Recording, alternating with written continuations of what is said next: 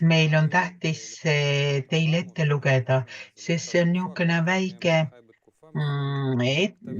näide sellest, kui inimesed elasid 300-400 aastat tagasi ja see on autentne kabala, see on tõeline kabala, millest nad nagu mõtlesid tol ajal ja kuidas nad toetusid nendele algallikatele, mis tõesti on siis kirjutatud väga ammu ja kus kirjutati ja rõhutan, et kabalistid ei lisanud enda poolt mitte midagi.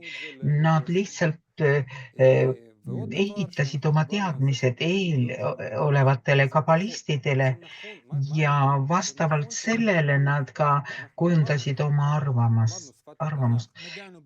Selge on see, et Toora räägib jõududest, me rääkisime juba sellest.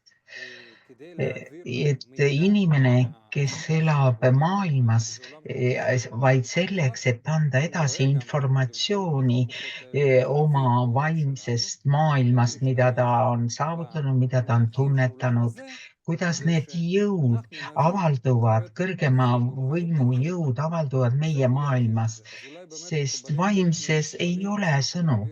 Kuidas nad saaksid siis meile seda edasi anda teisiti, kui mitte nende sõnadega, mida meie siin materiaalses maailmas kasutame? Ka muusika. No muusika, see on ainult tunnetus, aga me oleme ju arukad inimesed, me tahame ka mõista samal ajal, mida see vaimne maailm endast kujutab ja selles suhtes nad lõidki vastavalt sellele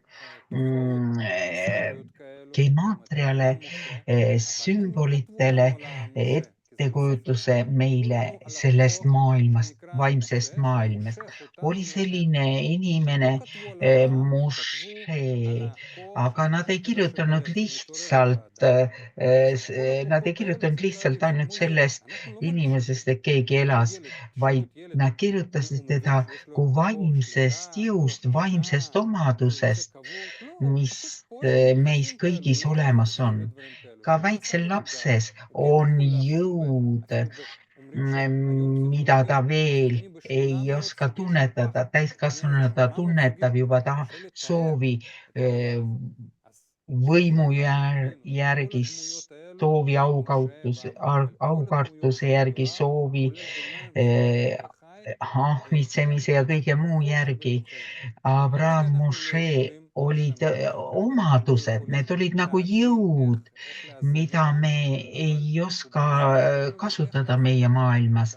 Me ei oska veel tasakaalustada oma negatiivseid jõude nende jõududega nagu Abraham ja Mošee.